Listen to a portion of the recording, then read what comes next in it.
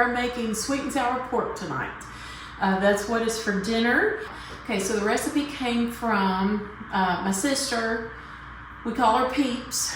Her mother-in-law was friends with a Korean missionary couple. And so she got the recipe from them. So it's authentic, originally Korean. But we kind of changed it a little bit. So anyway, so mother-in-law got it from the missionaries. Then mother-in-law gave it to my sister when she got married, and my sister gave it to me. I also like to call this my man-catching dish. It is the first dish that I ever cooked for Travis, and he requests it regularly. So you're gonna start out, I'm doing something a little different tonight. Where the recipe calls for water, I'm gonna use pineapple juice. You have to have a can of pineapple chunks. Can opener and my can are not getting along very well. Just want to make sure. We're gonna have to speed this up. It's just not coming free. Oh my word. Okay, let's try one more time. What do we do if we can't get our can open? It's fine. I'm gonna pour off some of that juice, so that when it explodes, it makes less of a mess. Don't try this at home, kids. Okay. Okay, we're getting it. Leave it up. Nope. Nope. He's a good boy. That goes in the garbage. Okay, next step. So I've got my pineapple draining, and so I've got all this pineapple juice. That's the first thing we do because I'm using pineapple juice in place of water for the marinade for the meat. So I'm going to make the marinade in this bowl here. So we start with a tablespoon each of pineapple juice and cornstarch. So cornstarch, you want that about level. A tablespoon of pineapple juice.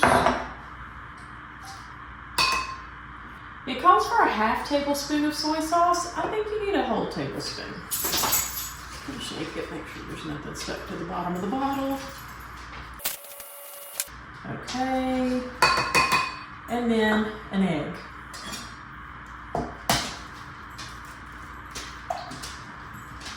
All right.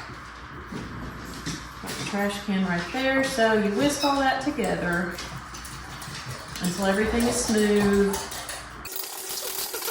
and you can't see any little pockets of cornstarch that have not dissolved in there. Okay, so there we go. Now we get our meat ready to put in there. The meat we're using is a boneless pork loin, not a pork tenderloin. So this is what you might make a pork roast out of. This is a 3-pound, roughly, piece of meat. The recipe calls for a pound of meat. I always like to go a little heavy on the meat side, so we're gonna go with 1.5 pounds. So I'm gonna use about half of this, and I'm just eyeballing it. It's a little thicker at this end, so I'm gonna go to the middle and then come cheat it this way a little bit. So we'll have about 1.5 pounds of meat. So I'm gonna get a Ziploc and put the unused end of the meat in that, and we'll put it away in the fridge. So what you want to do is you want to come up with about 1.5 inch cubes of pork. So I'm going to cut it in 1.5 inch slices roughly, and I'm just eyeballing it. It's whatever, however you want to do it. It doesn't really matter if it's perfectly precisely measured. So then I'm taking each slice, I cut that in half, and then in thirds, and into the marinade it goes. And if there's just a little bit of fat, it's fine. Like this piece has a thin little layer of fat on it. I'm not worried about that. This piece has kind of a thick chunk, so I'm gonna cut that off. Okay, so I've got all this meat into my marinade, and I'm just gonna use my hands and make sure that the meat on the top gets pressed down to the bottom, and that all the pieces of meat in there are able to get some of that marinade on them. We're gonna set it aside, and it'll be ready to go before you know it. So next on the list is the sauce. And let's see, I'm gonna set you over here because I need that pineapple to keep draining, but this is my sauce bowl. So for the sauce, I like to double the sauce from the recipe. A lot of flavor in there and it makes me happy. So for the sauce, it calls for 3 tablespoons of vinegar. I'm gonna do 6 tablespoons of vinegar. And yes, I buy my vinegar in these gallon-sized bottles. And 6. And Biscuit wants to play ball right now, but now's not the time. We're gonna do 2 teaspoons of oil. 2. It calls for 5 tablespoons of cold water. So we're gonna do 10 tablespoons of pineapple juice. 10. Okay, it calls for a tablespoon of cornstarch. So we're gonna do 2 tablespoons of cornstarch. Cornstarch is something you use for thickening. This is something that comes in handy, like if you eat gluten-free for some sensitivity or allergy, or just dietary restrictions. You can use cornstarch to thicken your sauces and gravies and things without flour. Flour made from wheat is what has the gluten in it. So this is a good alternative. And then some recipes just call for it. So it's a good thing to have around the house just as a staple. We need 2 teaspoons of salt. Want it about level.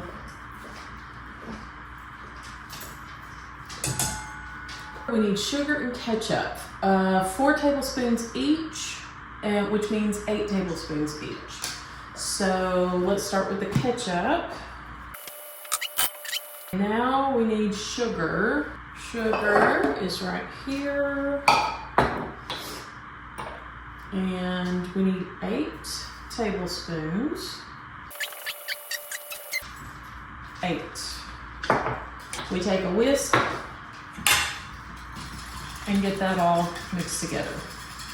And again, you just whisk until it's smooth and you can't see any little pockets of like the ketchup and the cornstarch like to sort of separate out and not blend in as smoothly. So you just keep whisking until you don't see those anymore. And there's our sauce. Now we're gonna cut up our produce to go with the pork. We've got an onion. We're gonna do 2 cloves of garlic and then bell peppers, any color you like. I typically use like a red and a green. If you're doing a double recipe, throw in a yellow and an orange if you want. It doesn't matter, they all about taste the same. So for an onion, if you've not cut one before, you've got the root end. It'll have a little dried stringy thing sticking out of it. And then you've got the stem end. This is where the stem used to come out. And so you're gonna cut the stem end off, throw it away. There's also lots of different kinds of onions. There's sweet onions, white onions, red onions, green onions, Vidalia onions, all of it. Once they are cooked, I find most onions pretty much taste the same. It might matter more if you're putting raw onions into a dish. Then just Google which ones are best. I like sweet onions the best if I'm gonna put them in something because I love raw onion very much. So I cut off the stem end and then I cut them in half with the root end on top. And then I just take off any of those papery skin layers down to where it all looks uniform, it all looks shiny, healthy, the same layer. And it's all like edible, where it's not like dried out and see-through or crumbly or crispy.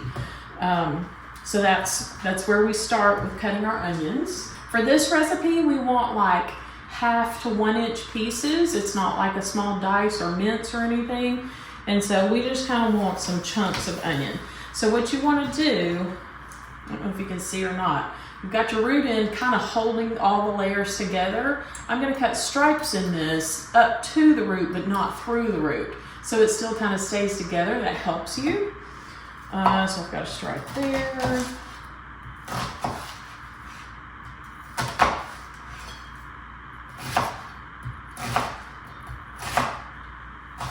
and you just cut that root, throw it away. So here's your onions, at least half an onion. And I'm just using this red onion because it's what I had. I probably normally buy yellow onions most often because they're the cheapest and I usually cook with them. But if Vidalias are in season, I'll buy Vidalias, or sweet onions, I'll buy those. Red onions and white onions tend to be a little more expensive.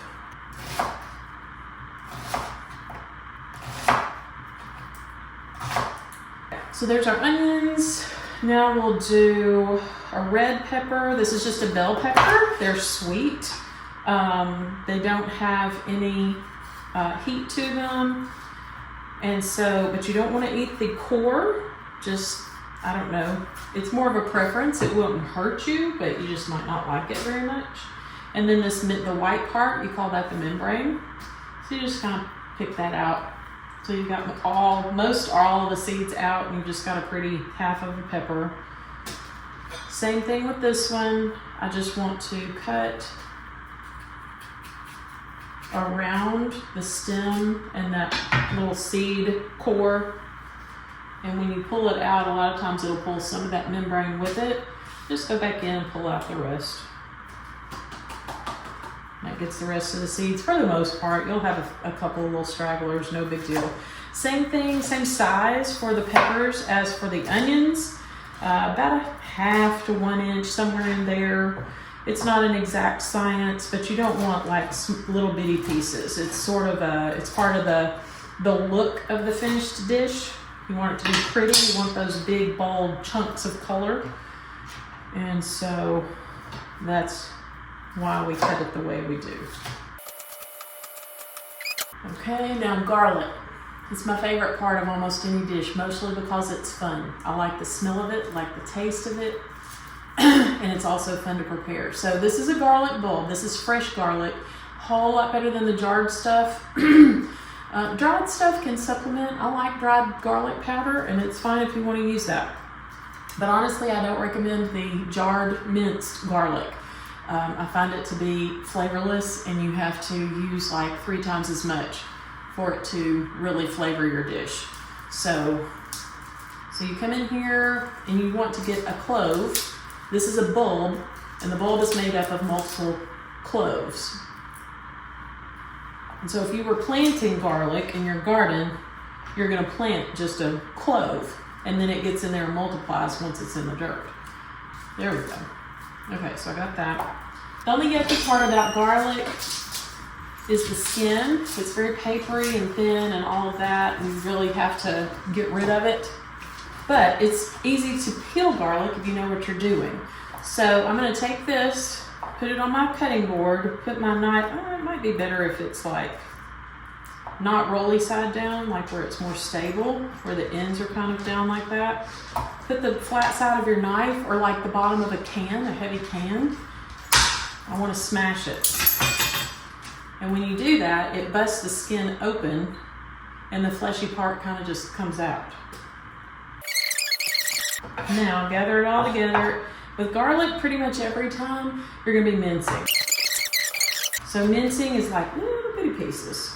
So I'm just kind of going back and forth a couple times, and I'm gonna use my finger to carefully scrape the blade, get it clean, pile the garlic back up in the middle, and go back over it again.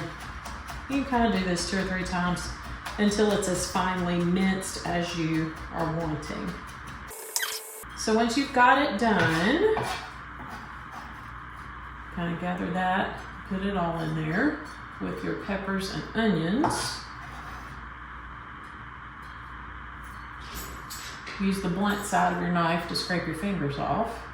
So here's our vegetables. There's our pineapple. We have all our elements except for the rice. I'm using jasmine rice, and jasmine rice is just a little different. It is 1 cup of dry to 1.5 cups of water. And so I decided about 5 cups of rice would be about right. So the easiest thing for me was to do 2 cups of dry rice with 3 cups of water. I've already measured the water and it's in the pan. And that's about right. Okay, so here's our rice. I'm gonna come over here and you'll see me cook the whole thing. And we'll be ready to go here in just a minute. Okay, so here we are. I am going to preheat our pan to medium high. I'm using a 12-inch cast iron skillet. If I am doubling the recipe, like for my whole family and we want some leftovers and everything, I probably am not going to use this. I'll probably use my stainless steel. It's also a 12-inch skillet, but it's a little bit deeper and it doesn't have this angle on the sides. It's more straight up and down on all the sides, so it does have a bit of a higher capacity. But this is going to be plenty for what we're doing for, this is considered like a 4 to 5 serving recipe. We've got our water for the rice heating up. It is on high. As you can see, our pan is smoking, our water is boiling. I am gonna put just a little bit of oil in the pan. It might be 1 or 2 tablespoons. I kind of want enough to coat the bottom. That might be 1 tablespoon and a half, something like that. Let that heat up to the temp of the pan real quick. I'm gonna put my rice in. So now that I've got the rice in the water and that boil is coming back, I'm gonna go ahead and just turn this down to low because I don't want boil overs and I want to focus most of my attention over here. So I'm gonna tilt my pan, make sure the bottom is all coated. Now, the difference between this method and the original Korean method. The Korean method, they're gonna take this meat and toss it in cornstarch before deep frying each individual piece. So it's gonna be similar to like what you would have at a Chinese restaurant here. In my family, we just saute it in the marinade and all, just like it is. Now get ready, it's gonna be loud and dramatic. I want it to sit there for a minute. You can kind of spread out pieces that are not touching the bottom of the pan in that first little pour, but otherwise you want it to sit for a minute because you want to get a nice browning on all the sides of the pork. Meanwhile, I'll come over here and I will stir the rice, make sure it's not sticking. And it wants to stick, so you have to stir rice often and cook at a relatively low temperature that still allows it to at least simmer to boil. Give it a stir. That's what you want. Ooh, some of that got a little dark. But that's okay. It's gonna be yummy. Always spread it out where it's in a single layer. And if you see pink sides up, you can kind of go through and flip individual pieces a little at a time. Now, in this part of the process, we're not actually trying to cook the pork through, but we want to get it brown on as many sides as we can get it brown on. Try to break up. If you have little pieces of the marinade that kind of stick in their own little pieces, I like to break those up into little chunks. It's egg. Remember, there's egg in the marinade. And that's okay. Just gives a little more flavor and texture to the final dish. Now, I'm stirring it around. I'm looking for sides that are still pink and raw looking. Not seeing much. So, this is where we take the pork out of the pan. This pork is still not safe to eat. It is not done through to the middle, so don't eat it at that point. It's worth it to wait. Pork is one of those meats that you don't want to play with it being like rare, medium rare, and all of that, like you might do with a steak. Because pork is known for, they get certain parasites that stay in the muscle that beef does not. And so you've got to be super careful with your pork. A little more oil. Now it's time for the veggies. These are going to make a splash as well. The point that you want, I know in the South we tend to overcook our vegetables, and I like it that way in most cases, but for this kind of dish you want what is called crisp tender. So like the green peppers are gonna maybe even be a little brighter green than they are right now. They need to still have just a little bit of crunch, just a little bit, but they're definitely more tender than they were. So the way we accomplish that is through steam. Put the lid on for short amounts of time, and then you pull it off and stir it again, steam again by trapping it with that lid, and then stir. So it doesn't take long because again, we're on medium high here. So while that's taking a steaming, I'm gonna stir our rice and see how we're doing. It is not sticking, so that's good. But it's also getting really close. It's still very wet looking. I think what I'm gonna do is put the lid on. I'm just gonna go ahead and turn that off. So it's still, I'm using a glass ceramic cooktop, and so that burner stays hot for a while, not like a gas cooktop would.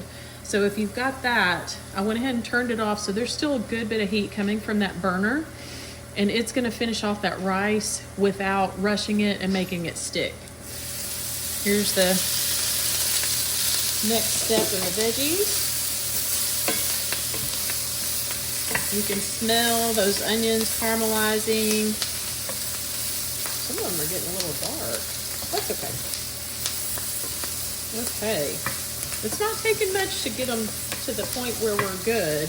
I'm gonna go ahead and turn this down to like just below medium. I don't want it on low, maybe medium low, something like that. And I feel like by the time we get the pork done and the sauce in here and everything, that those vegetables will be just right, as far as just a little more tender than they are, but still not mushy. So I think I'm gonna go ahead with the next step. The next step is the sauce. This is our sweet and sour sauce. And you just pour it in there. Now you saw how liquidy it was going in,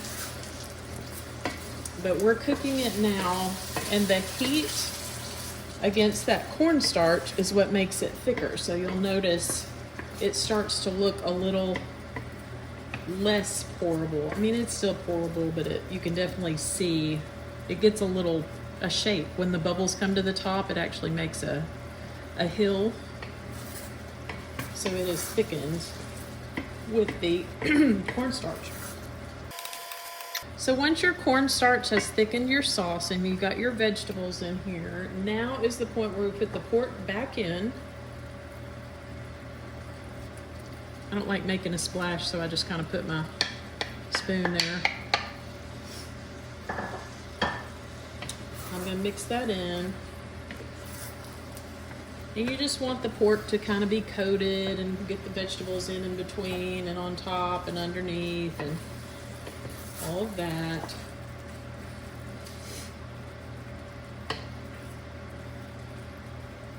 Okay. So we're gonna put the lid on that because again, trapping the steam in there, that's gonna help your pork get done all the way to the center and be safe to eat. Stir it every minute or two. Make sure nothing's sticking or getting burnt on the bottom. If your sauce doesn't thicken as much as you think it should, just do more of this phase where you've added the meat in without the lid. It will cook, it just, might take just a little bit more time to get that heat to the middle of the meat. But that also allows any extra liquid in your sauce to evaporate, and that'll thicken your sauce as well. Now this is actually pretty thick, so I think it is time to go ahead and add my pineapple. And the pineapple doesn't really require cooking at all. You just want it to be about the same temperature as the dish. So as soon as it comes up to temperature, you're good to go and it's time to eat. And make sure all the pineapple is coated with the sweet and sour sauce. Okay, let's put a lid on it for just a couple minutes. I'm gonna check my rice, and that rice is just about perfect. say it's just a little bit wet, but that was a good approach, turning off the heat, but letting that hot burner continue to cook it, but not too fast, dramatically, making it stick. Let's keep that going another minute or two. Ooh, I'm excited about this. I've not made sweet and sour pork in a long time. Okay, I think it's time to turn everything off and take the lids off.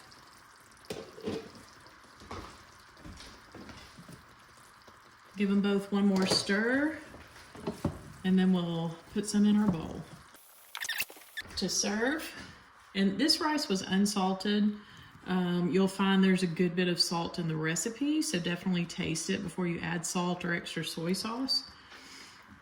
Put some rice in the bottom of your bowl, however you like it. I don't like a whole lot of rice. Travis likes a lot of rice.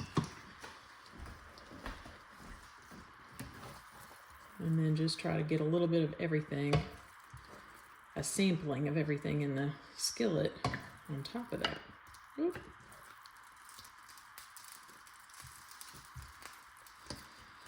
Man, oh man, it's gonna be good.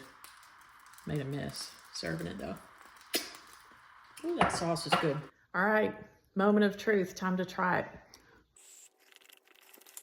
It's really good. It's a good run this time. All right. Love you guys. Thanks for watching. And I really love my Peeties. Until next time, Mama Henry loves you. Bye.